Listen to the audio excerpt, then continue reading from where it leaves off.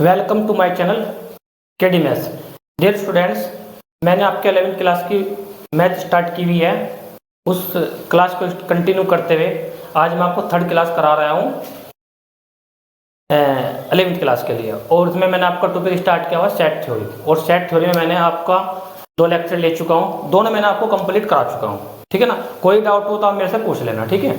अच्छा, उसके बाद मैंने आपको 1.1 एक्सरसाइज कंप्लीट करा दी। उसके बाद जो नेक्स्ट टॉपिक है आपका, क्योंकि मैं क्या करांगा, पहले आपको टॉपिक करांगा, उसके जस्ट बाद उसके क्या करांगा, मैं आपको क्वेश्चंस करांगा। तो आज मेरा जो लेक्चर होगा ये सिर्फ टॉपिक पर होगा। जो टॉपिक है आपका, क्योंकि जब आपके पास अच्छे से कॉन्सेप्ट क्लियर होगा, टॉपिक आपका अच्छे से क्लियर हो जाए, तो आपको कोई प्रॉब्लम नहीं होगी।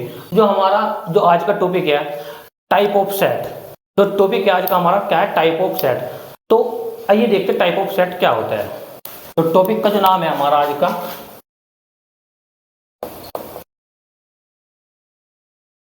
Type of set. अब ये टाइप ऑफ सेट टॉपिक का नाम है, इसको हिंदी में बोलते हैं समुच्चय के प्रकार। यानी क्या टॉपिक है आपका,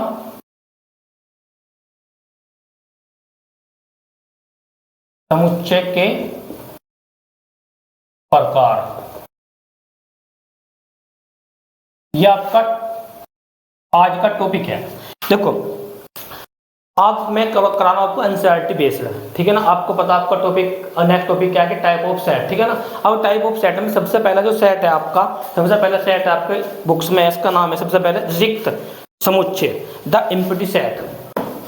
देखो, जो फर्स्ट है आपका नंबर 1 द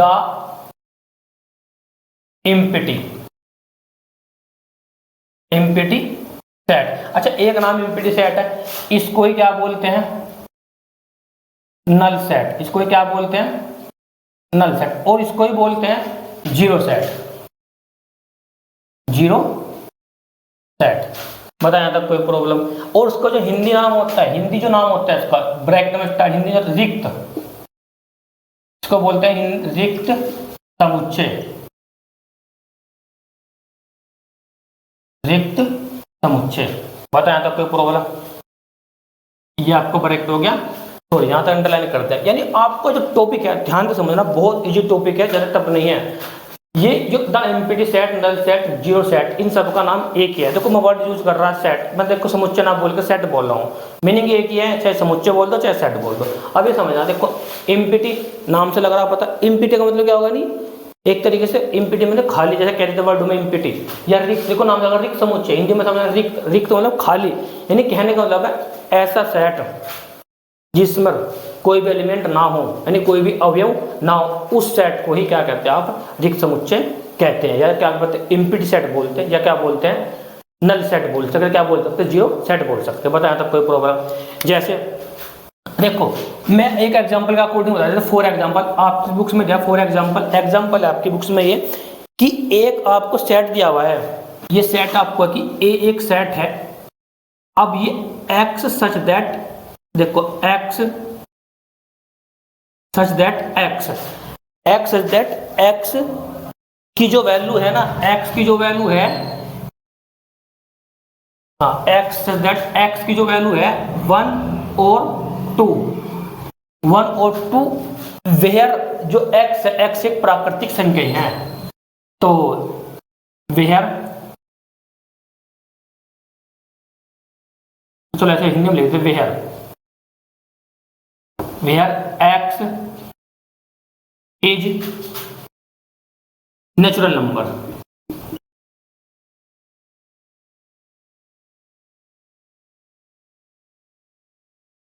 नेचुरल नंबर,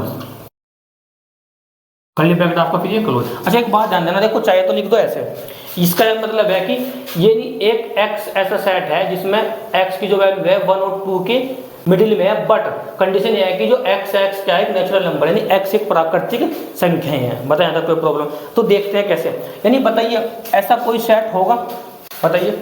अब जरा एक बात हो, मैंने बताया कि आपको नेचुरल नंबर क्या होता है, आपका नेचुरल नंबर मैंने बताया नेचुरल नंबर होते हैं जो प्राकृतिक संख्या क्या होती है, 1 2 3। बताओ ऐसा कोई नंबर है जो 1 और 2 के बीच में है, ऐसा कोई नंबर है जो 1 और 2 के बीच में है कोई, तो आप कहोगे नहीं सर। क्यों? क्योंकि 1 की देखो ये जो आपकी अंडरलाइन होगी, आपको पता 1 है यहाँ पे कितना है 2 है। अब देखो 1 और 2 बात करें नेचुरल नंबर यानी प्राकृतिक संख्या, ऐसी कोई भी संख्या प्राकृतिक संख्या नहीं है जिनके मध्य या जिनके मिडिल में कोई प्राकृतिक संख्या होगी। बट अगर ये रियल नंबर होता तो इसके बीच में इनफाइनाइट रियल नंबर होते। तो ध्यान से सुनना एक बात, अगर ये रियल नंबर होता तब इनफाइनाइट रियल नंबर होते, बट दो प्राकृतिक संख्याओं के बीच में कोई प्राकृतिक संख्या नहीं होती है। ठीक है, बताया था कोई प्रॉब्लम? तो यानी अगर इसका मतलब ये जो सेट है, तो जो सेट ए है वो सेट ए क्या कहलाएगा आपका? Empty set. बताया था कोई प्रॉब्लम? यानी इसका मतलब hence A is empty set, empty set. बताया था कोई प्रॉब्लम? एक एग्जांपल जो, अच्छा एक एग्जांपल और समझना, जैसे मैंने आपसे पूछा कि जो मंथ है उस मंथ में वो ऐसे मंथ बताना, ऐसा मंथ बताओ जिसमें 32 डे होते हैं। कितने एक 32 डे वाला आपको मंथ बताना, मंथ का मतलब यानी महीना बताना, बताओ ऐसा पॉसिबल है? तो आप लोग नॉट पॉसिबल। तो इसका मतलब वो क्या कहलाएगा आपका? Empty set. यानी जिस सेट में कोई भी अवयव या कोई भी एलिमेंट ना हो तो वो सेट क्या कहलाता है? आपका एम्प्टी सेट कहलाता है। बताया था कोई प्रॉब्लम? नोट डाउन कर लिया यहाँ तक, ये हो गया। अच्छा एक बात और ध्यान देना, अब जो एम्प्टी सेट होता है, एम्प्टी सेट को डिनोट कैसे करते हैं, कैसे डिफाइन करते हैं? जो एम्प्टी सेट होता है, देखो ध्यान देना, अब एम्प्टी सेट को डिनोट करते हैं, देखो ऐसे सर्किल करेंगे, उसको ऐसे क्रॉस कर देंगे, इसको बोलते हैं एम्प्टी सेट। अगर ये कहीं पे ये सिंबल बना हुआ है, सिंबल ऑफ एम्प्टी सेट ये बना हुआ, तो उसका मतलब क्या है? एम्प्टी सेट है। कौन सा सेट है ये? Empty set. बताया था कोई प्रॉब्लम? अच्छा, और या इससे डिनोट कर दो, फिर कर्ली ब्रैकेट, ये फिर कर्ली ब्रैकेट लिख सकते हैं। इससे डिनोट कर दो, इससे डिनोट कर दो, कर्ली ब्रैकेट में कोई भी एलिमेंट आप नहीं लिखेंगे। तो इसका मतलब क्या होगा? इसका मीनिंग क्या होगा कि ये हमारे पास एक एम्प्टी सेट का सिंबल होगा। अच्छा उसके बाद अगर मैंने ऐसे लिख दिया, बताइए जरा, अभी मैंने इसके बीच फाइव लिख दिया। अब ये फाइव एक रिक्त समुच्चय एम्प्टी सेट है, तो उसका मतलब इसके अंदर एक एलिमेंट आ गया, इसके अंदर एक एलिमेंट आ गया, नहीं आ गया तो आ गया। अब इसका मतलब क्या होगा कि देखो ये एक एम्प्टी सेट नहीं है, इसका मतलब होगा नॉट ऑब्जेक्टिव टाइप क्वेश्चन है, तो ध्यान देना कंपटीशन में यूज होता है not empty set, not empty set. बताया था कोई प्रॉब्लम? बट ये दोनों को सिंबल किसके होते हैं? एम्प्टी सेट के सिंबल होते हैं। बताया था कोई प्रॉब्लम, कोई डाउट? कर लीजिए नोट डाउन, हो गया। चलो आगे देखते हैं नेक्स्ट टाइप, इसको रब कर देते हैं पहले।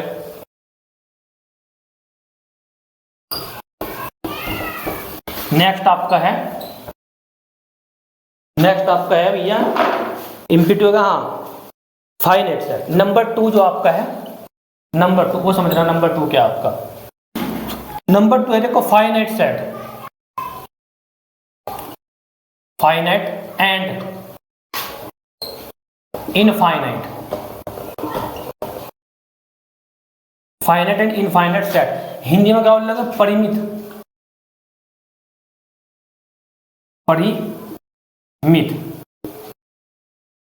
परिमित और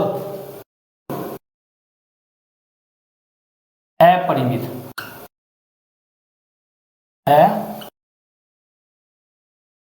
परिमित समुच्चय। ब्रैकेट आपका क्लोज। अब ध्यान से समझना, देखो टॉपिक क्या आपका? टॉपिक बहुत आसान है। देखो नाम फाइनाइट एंड इनफाइनाइट, दो वर्ड आ रहे, या परिमित या अपरिमित, या और भी नाम बोल सकते हैं, सीमित असीमित। बताया तो ऊपर सीमित असीमित। अब इसका मतलब बात करेंगे सबसे पहले फाइनाइट सेट की। अब इसमें जो पॉइंट है आपका नंबर 1 है फाइनाइट सेट, फाइनाइट सेट। अब फाइनाइट सेट की बात करेंगे। अब मैंने बताया फाइनाइट सेट क्या होता है, मैंने बताया कि फाइनाइट सेट को इंग्लिश में क्या, हिंदी में क्या बोलते हैं? परिमित या सीमित। अब देखो अगर आपने कोई भी कहने का मतलब कि काउंट करना, काउंट, अगर आपने काउंट कर दिया, जैसे आपने काउंट करा कि इसमें 10 एलिमेंट है इस सेट में, तो वो क्या कहलाएगा आपका? एक तरीके से फाइनाइट सेट कहलाएगा। क्या कहलाएगा आपका? Finite set. देखो एग्जांपल समझोगा, फॉर एग्जांपल मैंने एग्जांपल लिया, तो ये जो आपके पास 1 है, फिर 2 है, फिर 3, फिर 4, या कर्ली ब्रैकेट आपने क्या कर दिया? क्लोज कर दिया। अब आप इनको काउंट करो, इन एलिमेंट को। मैंने बताया था ऑर्डर भी कितना होता है? जितने एलिमेंट होते हैं, ठीक है। अब इनको एक बार काउंट करो आप, कितने एलिमेंट है? 1 2 3 4, काउंट कर दिया, काउंटिंग कर दी। तो इसका मतलब जब काउंटिंग कर दी, तो काउंटिंग करने का मतलब है तो कितने एलिमेंट है इस सेट में? तो आप कहोगे सर कि इसमें क्या कहोगे आपके सर इसमें 4 एलिमेंट है। अच्छा एलिमेंट को लिखना कैसे है, जैसे सेट होता है कि number of A equal to, जैसे सेट मान लिया मैंने कितना ए है तो कितना होगा टोटल 4, यानी इसका मतलब ये है कि इस सेट में एन का मतलब होता है नंबर ऑफ ए, एलिमेंट की संख्या कितनी है टोटल 4 है। तो ये जो 4 टोटल आ रही है ना, तो इसका मतलब ये जो सेट है ना, ये सेट क्या है आपका फाइनाइट सेट। बताया था कोई प्रॉब्लम, यानी कहने का मतलब है यदि आपने क्या किया काउंटिंग कर दी, आपने उसको काउंट कर दिया कि 1 2 3 4 एलिमेंट है, तो जो सेट है आपका क्या कहलाएगा, आपका एक फाइनाइट सेट कहलाएगा। बताया था कोई प्रॉब्लम। अच्छा अगर मैंने आपसे एक एग्जांपल लो, समझो आप, फॉर एग्जांपल मैंने आपसे कहा कि एक ए सेट है, इस ए सेट में एलिमेंट कहाँ तक है कि मैंने लिख दिया कि 1 फिर 2 फिर 3 डॉट डॉट डॉट 99 लिख दिया, कर्ली ब्रैकेट आपको क्या कर दिया फिर मैंने ये क्लोज कर दिया। अब जरा मुझे बताना कि इस सेट में एलिमेंट कहाँ तक है, आप कहोगे सर 99 तक है, यानी काउंट कर दिया कि 99 तक है, तो जो सेट है ये वाला जो सेट है, ये वाला जो सेट है कौन सा सेट कहलाएगा, ये एक तरीके से फाइनाइट सेट। बताया था कोई प्रॉब्लम होगा फाइनाइट सेट में, कोई डाउट कोई प्रॉब्लम। अच्छा नंबर कैसे लिखना है कि इस सेट में कितने एलिमेंट, नंबर ऑफ ए 4। बताया था कोई प्रॉब्लम, चलो अच्छा हो गया नोट।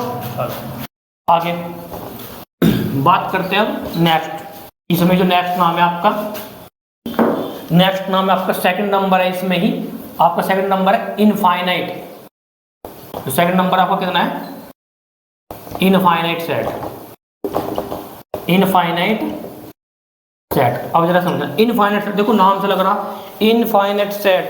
अब देखो नाम से कम, नाम का मतलब इनफाइनाइट, हिंदी में क्या बोलेंगे, अनंत सेट भी बोल सकते हैं हिंदी में, अनंत, इसको अनंत सेट भी बोल सकते हैं, अपरिमित भी बोल सकते हैं, असीमित भी बोल सकते हैं, ठीक है।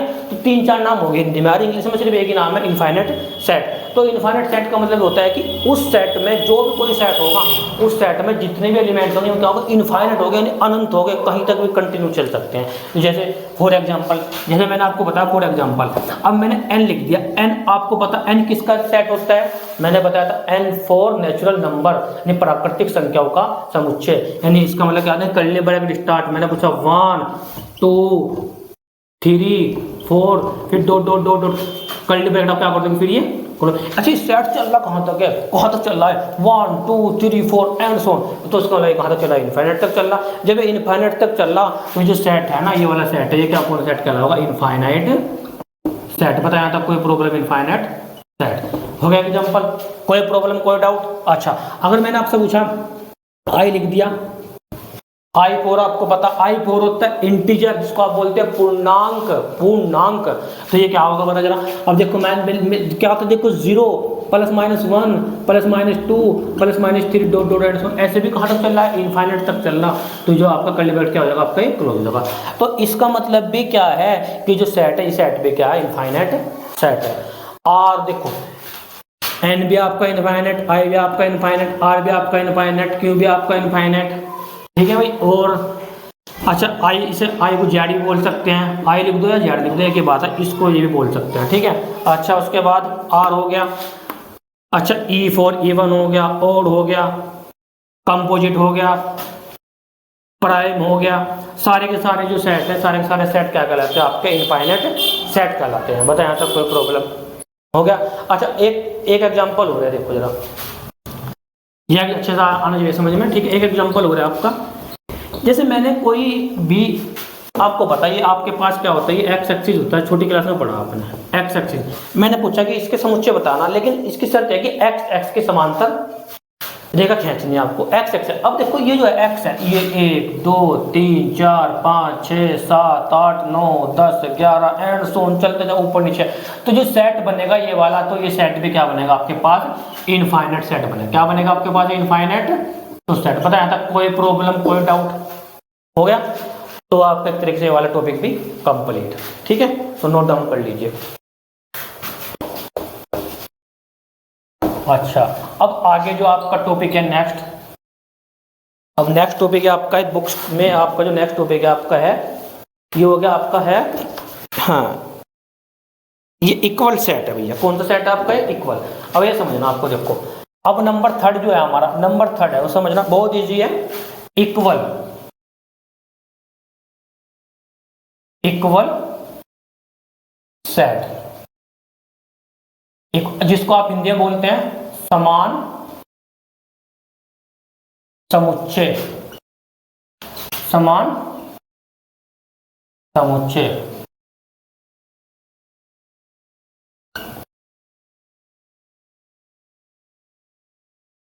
समान समुच्चय, अब इसको समझना। अब देखो समान समुच्चय के लिखा, देखो नाम से पहले तो नाम ही समझ लो, पहले नाम सही देखो, इक्वल समान, इक्वल समान। भाई एक आदमी दूसरे आदमी कब समान हो जाएगा? समान तो वैसा होता नहीं है, क्योंकि तो व्यक्तिगत क्या बोल सकते हैं, क्रिएटिविटी हो जाएगी, तो आप साइकोलॉजी में पहुंच जाओगे। तो थोड़ा सा समझो, तो इक्वल सेट का होता है, इक्वल सेट का मतलब क्या होता है कि जब दो सेट, देखो मेरे पास दो एलिमेंट है, मैंने एक सेट लिया, सॉरी एक सेट लिया मैंने 1 2 3 4, कर्ली ब्रैकेट आपने क्या करना इसका क्लोज, ठीक है, कर्ली ब्रैकेट आपका क्या होगा ये क्लोज। अब एक सेट लिया बी आपने, फिर कर्ली ब्रैकेट स्टार्ट, बी में आपने लिया 3 4 2 1, फिर कर्ली ब्रैकेट आपका क्या हो जाएगा क्लोज हो जाएगा।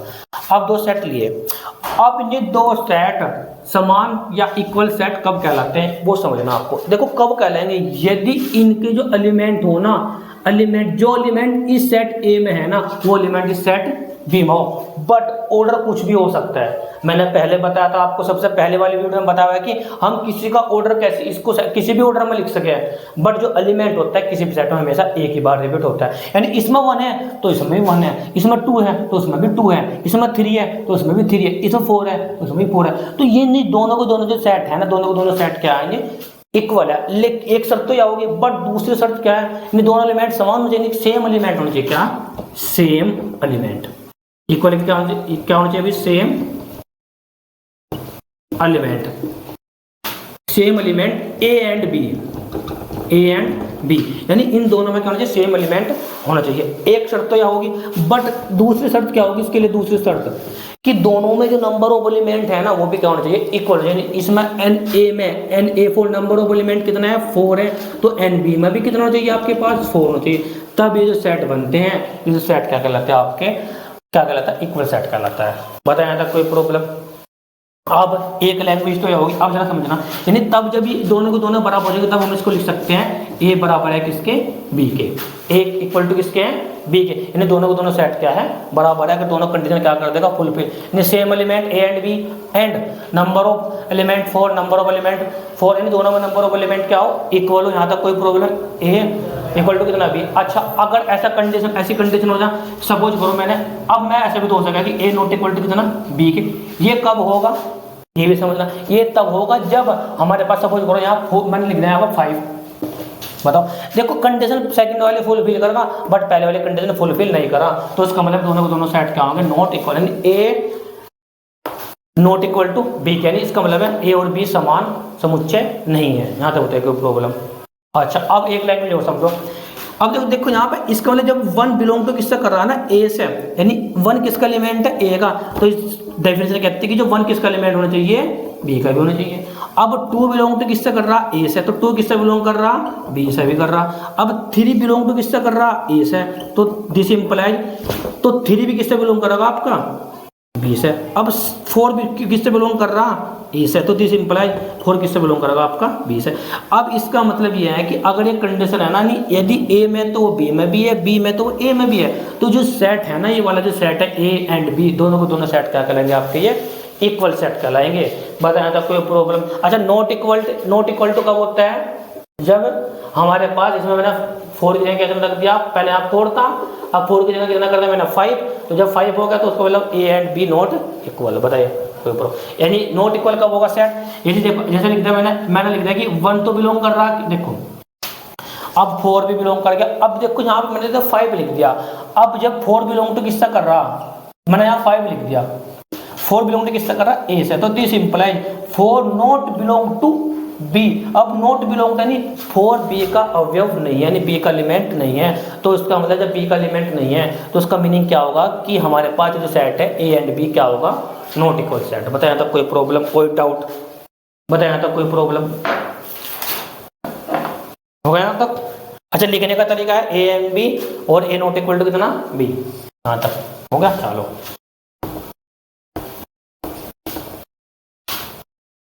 अब बात करते हैं नेक्स्ट। नंबर 4 है आपका, जो नंबर 4 है आपका। अब नंबर 4 जो आपका है, अब उसमें नंबर 4 है आपका, एक सेट होता है ऐसे ही, इक्विवेलेंट, नाम रखना इक्विवेलेंट सेट, इक्विवेलेंट सेट। अच्छा देखो हिंदी में मुझे इसका नाम थोड़ा याद नहीं आ रहा है, तो एक बार देख लेना। इक्विवेलेंट सेट क्या होता है? इक्विवेलेंट सेट, एक तो इक्वल सेट होगा, फिर एक इक्विवेलेंट सेट भी तो होता है। तो इक्विवेलेंट सेट क्या होता है वो जरा समझना, इक्विवेलेंट सेट के लिए। अब देखो इक्विवेलेंट सेट के लिए, अब मेरे पास एक सेट है, अभी मैंने जो एग्जांपल लिया ए सेट है, यानी मैं लेता 1 2 3, ये पहले बार मैंने क्या करता है, क्लोज कर दिया। फिर एक सेट लिया बी, अब बी सेट मैंने पी क्यू आर, करली ब्रैकेट आपका क्या करना मैंने, क्लोज। अब देखो दो सेट है ए एंड बी, ये जो सेट है ना ए और बी, ये इक्विवेलेंट सेट कहलाएंगे। कब कहलाएंगे इक्विवेलेंट सेट? तब कहलाएंगे यदि number of A equal to 3 और number of B equal to कितना होगा, 3। यानी कहने का मतलब ये है कि इनमें दोनों में अवयवों की संख्या यानी नंबर ऑफ एलिमेंट क्या हो, इक्वल हो। यानी इसका मतलब है कि इसका मतलब क्या होगी, नंबर ऑफ एलिमेंट यानी अवयवों की संख्या क्या होगी, is equal to A and B, यानी ए और बी में क्या हो कि अवयवों की संख्या क्या हो, समान हो, तो उसको बोलते हैं इक्विवेलेंट सेट। अच्छा एक बात और जाना, जो समान सेट होता है ना, समान सेट यानी इक्वल जो सेट होता है वो इक्विवेलेंट सेट हो सकता है, बट इक्विवेलेंट सेट आपका समान नहीं होता है, ठीक है ना, समान नहीं होता है। पता है कोई प्रॉब्लम, कोई डाउट, कोई कुछ हो गया? चलो ये आपका टॉपिक ये वाला भी खत्म। लास्ट टॉपिक आपका बचा इसमें ही, आपका लास्ट टॉपिक क्या है भैया, एक बार देख लेते हैं आपका लास्ट टॉपिक क्या है। एकल समुच्चय, हिंदी में बोलते हैं, इंग्लिश में बोलते हैं सिंगलटन, सिंगलटन सेट, और उसका नाम जो इंग्लिश में बोलते हैं सिंगलटन, हिंदी में बोलते हैं एकल समुच्चय, एकल समुच्चय।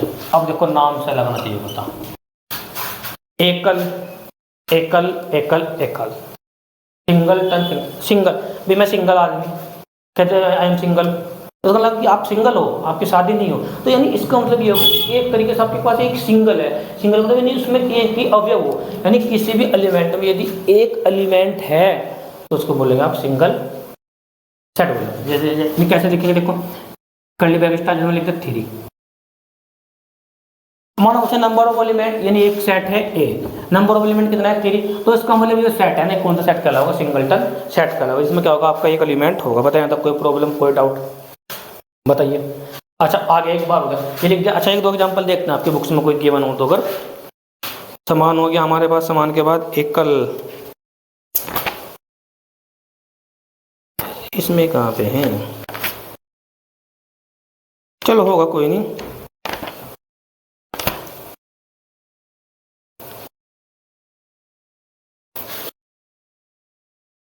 सिंगलटन,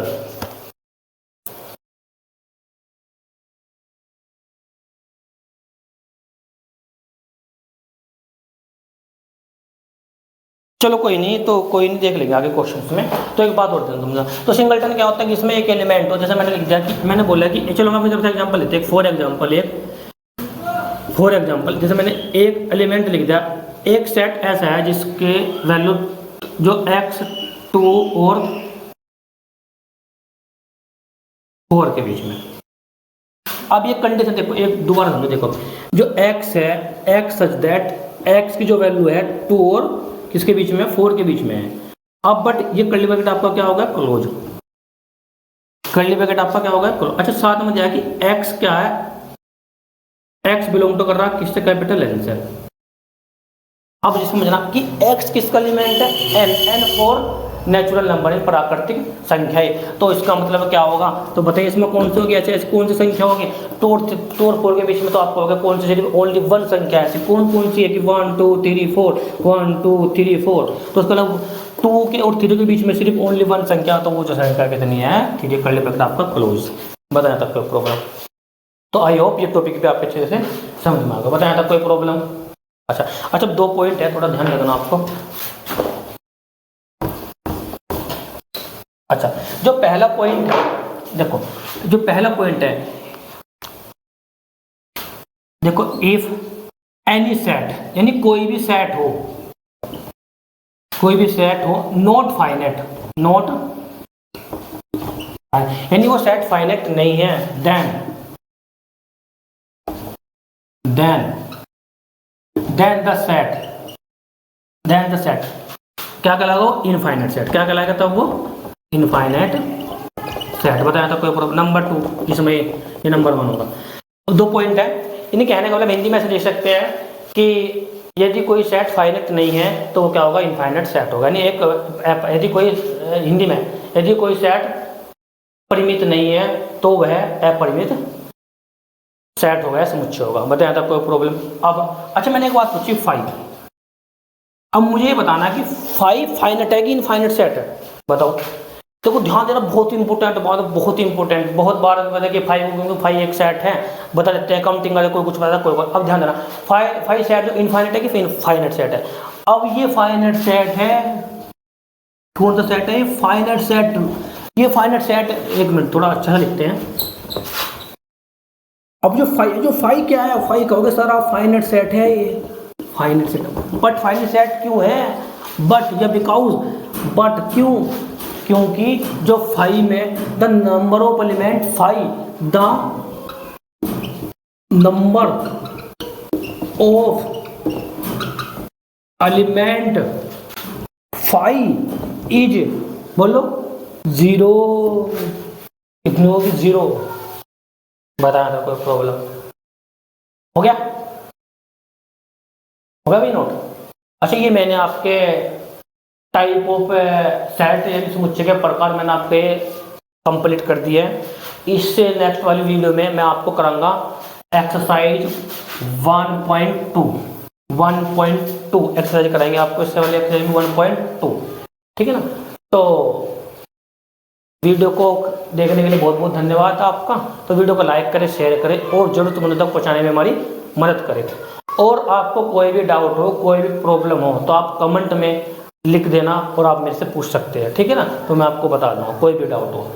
अच्छा, मैंने जो आपको टॉपिक कराया, कोई भी प्रॉब्लम हो एक बार आप मेरे से अच्छे से एक बार मेरे साथ पूछ सकते हो, कोई प्रॉब्लम, एक बार नहीं कितनी बार पूछना आप, कोई प्रॉब्लम नहीं। अच्छा, एक बात और भी है, देखो अब जो मैंने टॉपिक आपको पढ़ाया है, इस टॉपिक में टाइप ऑफ सेट, लेकिन टाइप ऑफ सेट पढ़ने से पहले और एक्सरसाइज के क्वेश्चन करने से पहले आपका सबसे मेन उद्देश्य यानी मेन लक्ष्य आपका होना चाहिए कि मैं जितने भी एग्जाम्पल हूँ बुक्स के आपके सारे अच्छे से सोल्व करूँ। अगर आप उन एग्जाम्पल को अच्छे से सोल्व कर लोगे तो आपको कोई प्रॉब्लम नहीं होगी। और एग्जाम्पल नहीं अच्छे से सोल्व आ रहा, नहीं समझ में आ रहे आपके, तो आप मेरे पास उनको आप कमेंट में बताना कि सर ये वाला एग्जाम्पल मेरे में नहीं समझ में आया, तो आप इसको बता दीजिए, मैं आपको उस एग्जाम्पल को भी समझा दूंगा, ठीक है। तो मेरे से मतलब मैंने जितनी भी कोशिश करी आपको बेस्ट से बेस्ट समझाने की, तो मैं आपको समझा पाया, ठीक है ना। तो मेरा मानना है कि अगर देखो कोई भी सुनो, अगर हमें किसी चीज़ को अचीव करना है, किसी चीज़ को हमें कि कुछ भी चीज़ अचीव करनी, तो उसके लिए आपको कड़ी मेहनत करनी पड़ेगी, क्योंकि टीचर्स का काम होता है मार्गदर्शन करना, बच्चे खुद मेहनत करते हैं बाकी, ठीक है ना। अगर आप मेहनत करोगे, आगे बढ़ोगे तो बहुत कुछ सीखोगे आप जाके, ठीक है ना। तो थोड़ा ध्यान देना के लिए, तो मेरा फिर भी आपसे एक बार फिर अपील है कि आप एक बार एग्जाम्पल जरूर सोल्व करें, ठीक है। तो thank you very much for this video, धन्यवाद।